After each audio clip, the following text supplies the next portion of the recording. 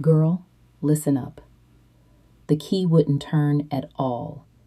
Gloria stood right there on her front porch in Atlanta, Georgia, hands shaking like she was holding a live wire while she twisted that key again and again and again.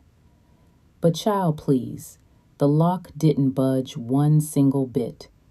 She had been gone for 2 whole weeks straight, down in Alabama taking care of her mama after that hip surgery 3 states away, cooking, cleaning, praying over her every night, and now her own house, the one she had poured her entire soul, her savings, and 12 years of marriage into, was straight up rejecting her like she was some random stranger off the MARTA bus.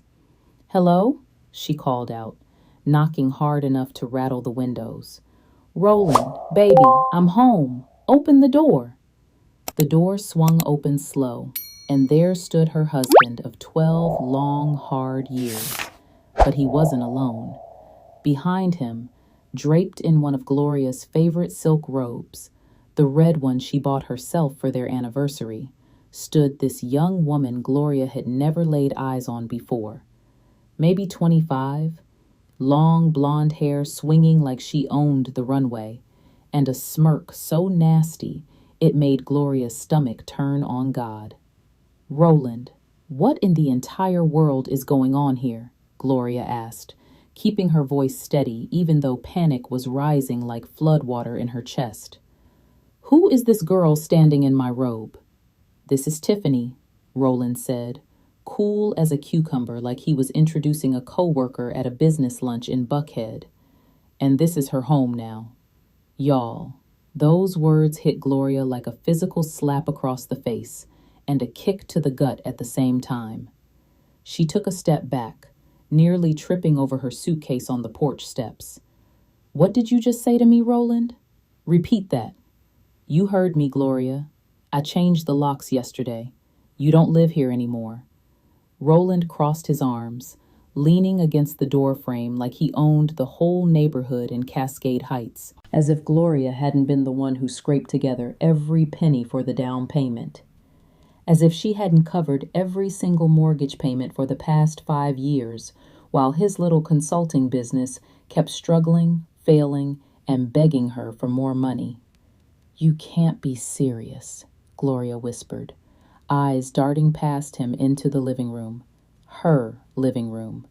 The blue accent walls she painted herself on a lazy Sunday afternoon with music blasting. The garden she planted every spring with roses, lavender, and her mama's old jasmine. The place where she pictured them growing old together, sitting on that porch swing watching grandbabies run around. "Dead serious," he said, voice flat. Then he reached back, grabbed her suitcase like it weighed nothing, and tossed it right onto the front lawn like yesterday's trash. The zipper split wide open and her clothes, her work blouses, her favorite heels, even the lingerie she bought for him, spilled everywhere across the grass. "You've been gone for 2 weeks. Things changed. I've moved on, and so should you." Tiffany giggled behind him, that high-pitched fake little laugh that made Gloria's blood boil hotter than Atlanta asphalt in July. "Sorry, but we need our space now," the younger woman said, running her hand down Roland's arm, all possessive, like she had already won the prize. Gloria stood there frozen, heart pounding so loud she could hear it in her ears, watching as Roland started closing the door right in her face. "You can't do this to me," she said, voice finally finding its fire. "This is my house. I paid for this house with my money, my credit, my blood, sweat, and tears for 12 years. Roland laughed, actually threw his head back and laughed right in her face like it was the funniest joke he'd ever heard in his life. "Prove it in court, then. Now get off my property before I call the cops on you and make this even more embarrassing." Slam! The new deadbolt clicked into place like a prison door, locking forever. Gloria stood there for a full minute, maybe longer, staring at that white painted wood, unable to process what the hell had just happened. Around her, neighbors started peeking through curtains. Mrs. Chin from next door quickly looked away when Gloria's eyes met hers. The humiliation burned through her shock, hotter than any fire she had ever felt. She bent down slow, hands trembling with pure rage and disbelief, shoving her clothes back into that broken suitcase, piece by piece. 12 years of marriage. 12 years of supporting him through every failure. The failed restaurant, the bad investments, the nights she worked overtime at the tech company just to keep the lights on. 12 years of believing in him when nobody else did. And this was how it ended? Locked out of her own home like some stranger off the street. Clothes scattered on the lawn for the whole block to see. She dragged that heavy suitcase all the way to her car, threw it in the trunk with tears she refused to let fall, and sat in the driver's seat. She didn't cry. She couldn't cry. She was too angry, too shocked, too utterly blindsided. Through the rearview mirror, she could see Roland and Tiffany watching from the bedroom window. The same bedroom where Gloria had slept, made love, and dreamed for over a decade. They were laughing at her. Y'all seeing this mess? What would you do if your own husband threw you out like garbage after 12 years? Drop a right now if you already mad for Gloria. Gloria started the car and drove off into the Atlanta night, not even knowing where she was going. Her phone buzzed loud. Text from her best friend Bethany. "How's your mama doing, girl? You home yet?" She pulled over at a gas station on Peachtree Street, hands still shaking, and called her right away. When Bethany answered, Gloria finally let the words tumble out like a dam breaking. "He locked me out, Bethany. Roland changed the locks and told me I have no home anymore." "What?" Bethany's voice shot up like a siren in the night. "He did what? Where are you right now, sis?" "I don't know. Gas station on Peachtree near Lenox. He's got another woman living in my house, wearing my robe, sleeping in my bed like she owns it. Don't you dare move an inch. I'm jumping in my car right now. I'm coming to get you." 15 minutes later, Bethany pulled up in her red SUV, tires screeching. She got out, tapped on the window hard. "Get in my car right now. I'm taking you to a hotel, and then we're going to figure this whole dirty mess out together." As they drove through the city lights of Atlanta, Bethany kept glancing over at her best friend. "Tell me everything, Gloria. Don't leave nothing out. Every single detail." So Gloria told her. The key that wouldn't turn no matter how hard she twisted. The cold, dead look on Roland's face. Tiffany's mocking smile. The suitcase thrown on the lawn like trash. The neighbors watching her humiliation from behind curtains. The way Roland looked at her like she was nothing but a bill he no longer wanted to pay after 12 years. Bethany's hands gripped the steering wheel so tight her knuckles turned white. "That man is going to regret the day he ever met you. You know the house is in your name only, right? You paid the down payment from your savings. You covered every mortgage payment while he played businessman. Everything is yours." "I know," Gloria said quietly, voice cracking just a little. "He seems to have forgotten that part completely." "Oh, he didn't forget, child. He just thought you'd be too broken, too hurt, too loyal to fight back. But he don't know you like I do. When you get pushed, you push back harder and smarter and colder. We about to make him feel every single tear you never cried." They pulled into the hotel parking lot off Piedmont, checked Gloria into a nice room. Bethany stayed with her that first night, ordering takeout from their favorite spot on Edgewood. Fried chicken, mac and cheese, collard greens, making sure she ate something. But Gloria barely touched her plate. She kept replaying the scene over and over in her head. Roland's laugh, Tiffany's giggle, the sound of her suitcase hitting the grass like it meant nothing. "When did this happen?" Gloria asked out loud, staring at the ceiling. When did I become so invisible to him that he thought he could just erase me like I never existed? Like the last 12 years were nothing. Bethany sat next to her on the bed, rubbing her back. This ain't about you being invisible, sis. This is about him being a selfish, cheating coward who bit the hand that fed him, clothed him, and kept his lights on for 12 years. And tomorrow, we start making him pay. Legally, financially, and with zero mercy. Cold revenge, period. That night, Gloria couldn't sleep one wink. She lay in that hotel bed staring at the ceiling, thinking about every single sacrifice she had made. She had given up a big job opportunity in Charlotte just to stay in Atlanta and help Roland launch his business. She had covered their bills when his company wasn't making a single dime. She had believed in him when nobody else, not even his own mama, did. And he repaid her by throwing her out like yesterday's garbage. But as the night wore on and the Atlanta skyline glowed outside the window, something cold and hard shifted deep inside Gloria. The shock started to fade away, replaced by pure, focused rage. Roland thought he had won the game. He thought he could take everything, the house, the money, her dignity, and she would just disappear quietly into the night. Whew, child. He was dead wrong on God. By the time the sun came up over the Atlanta skyline, Gloria had made her decision clear. She wasn't going to cry. She wasn't going to beg. She wasn't going to let him destroy her. She was going to take back what was hers. Cold revenge, smart revenge, legal revenge. And she was going to do it so thoroughly, so intelligently, that he would feel it in his soul for the rest of his life. The hotel room still felt too small, too temporary. Gloria sat on the edge of the bed, scrolling through old photos she should have deleted months ago. Pictures of their wedding day at that beautiful venue in Decatur. Pictures of them buying the house 5 years ago. Pictures of birthdays, anniversaries, ordinary moments that once meant everything to her. She stopped on that one photo from 5 years ago, right after they closed on the house. Gloria holding the keys, grinning so wide her cheeks hurt.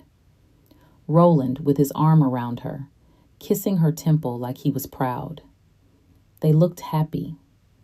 They looked like they had a future. What a lie that had been. She set the phone face down on the nightstand. Couldn't look anymore. Every image was a reminder of how blind she had been, how many signs she had missed. Late nights at the office that smelled like another woman's perfume.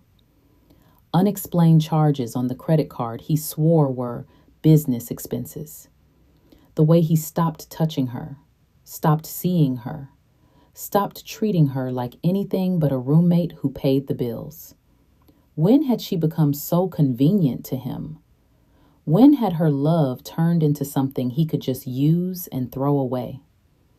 Knock on the door. Bethany walked in with 2 steaming coffees and a bag of fresh bagels from that spot on Ponce de Leon. Breakfast, sis, and then we start fighting back for real. No more tears, only strategy. Gloria took the coffee, the bitterness matching her mood perfectly. I keep thinking about the house. I saved for 3 whole years for that down payment while working overtime at the tech company. Roland was still drowning in debt from his failed restaurant venture. I was the one with good credit. I was the one who qualified for the mortgage alone because his credit score was trash. You got proof of all that? Bethany asked, eyes sharp. Every single thing, girl. Every bank statement, every payment confirmation, every email from the bank saying we could only get approved if the house stayed in my name, only because Roland's credit was too low. I even have text where he begged me to buy it and promised he'd pay me back once his business took off. Bethany leaned forward, voice serious. Then we need every piece of paper, every email, every text message saved. We're building a case so strong that when it hits him, he won't know what destroyed him. Let him think you weak. Let him get comfortable in that house. Let him believe he won. Then we strike." They spent the whole morning in Gloria's car driving to her bank downtown near Five Points. She had kept everything important in a safety deposit box Roland never even knew existed. Deed, mortgage papers, every single payment record, her will, everything proving the house was hers and hers alone. "He always said safety deposit boxes were a waste of money," Gloria told Bethany while they carefully loaded the thick folder. Bethany laughed loud. "That waste is about to save your whole life and destroy his, period." Next stop, Gloria's office at the big tech company up in Midtown. She worked as a senior project manager, a job she earned through years of grinding, late nights, and proving herself while Roland's business stayed stuck. Her boss, Patricia, looked up and understood without asking too many questions. "Take all the time you need, Gloria. Your projects are covered." In her quiet office, Gloria pulled every old email, the original pre-approval letter addressed only to her, Roland begging her to buy the house, promising he'd pay her back, text where he thanked her for carrying them financially through the hard years. She downloaded everything, backed it up in 3 different cloud places and a USB drive. The evidence was overwhelming. Roland had 0 legal claim. None. Bethany called in the afternoon. "I got you an appointment with Gerald Thompson tomorrow morning at 9 sharp. He cleared his whole schedule when I told him what that fool did to you." Next morning, thick folder in hand, Gloria and Bethany rode the elevator up to the 15th floor of that fancy glass building downtown. Gerald, mid-50s, silver hair, eyes that missed nothing, listened to the entire story without interrupting once. "This is one of the cleanest, strongest cases I've seen in 20 years of practicing law," he said. "House solely in your name, every payment from your personal account. We're filing an emergency motion today. We'll get a court order within days forcing him out. We'll freeze joint accounts too, and we'll go after him for financial fraud if he used marital money on that side piece." Gloria felt something loosen in her chest for the first time in days. "How long until I'm back in my house?" "Emergency hearing this week. Full case might take a couple months, but you'll be home long before that, trust me." They filed everything that same afternoon. Gloria left the office feeling real hope rising in her spirit. 2 days later, the process server found Roland at his office in Buckhead. According to Gerald, Roland turned pale as a ghost, then started yelling so loud his co-workers heard through the walls and doors. "Good," Gloria said on the phone. "Let him yell. Let him feel what I felt standing on that porch." Hearing day arrived fast. Gloria, Bethany, and Gerald walked into the Atlanta courthouse downtown, dressed sharp as knives, briefcases full of proof. Roland showed up 15 minutes late with some nervous young lawyer who looked underprepared. Judge Harrison, a no-nonsense black sister in her 60s with gray hair and a stare that could cut steel, looked over the file carefully. Gerald presented everything in detail. The original deed in Gloria's name only. 5 years of mortgage payments straight from her personal bank account. Property taxes, homeowner's insurance, maintenance records, all paid by her. Emails where Roland himself admitted the house had to be in her name because his credit was too low. Judge Harrison looked at Roland over her glasses. "Your name on the deed? No. On the mortgage? No. Any payments at all? 0. You locked your legal wife out, moved your girlfriend in, and you think the law is on your side? Mr. Roland, you have provided nothing but excuses." Roland tried to argue loud. Judge shut it down cold and final. "I'm ordering you to vacate the premises within 48 hours. Mrs. Gloria gets full possession. Sheriff will remove you if you don't comply. Gavel bang. Case closed. Outside the courtroom, Bethany grabbed Gloria in the tightest hug ever. He's out. He's actually out, sis. Gloria couldn't even speak at first. Relief, triumph, and disbelief washed over her all at once like a wave. She had won the first big battle. 48 hours later, police escort, locksmith, Bethany, everybody ready at the house. They knocked hard. Roland opened the door looking terrible, eyes bloodshot, clothes wrinkled, smelling like cheap liquor. Tiffany behind him crying real tears. "You have to leave now," Officer Brooks said firm. Roland grabbed his bags. "You're gonna regret this one day, Gloria." "The only thing I regret," Gloria said calm, cold, and clear, "is not doing this sooner. Now get out of my house."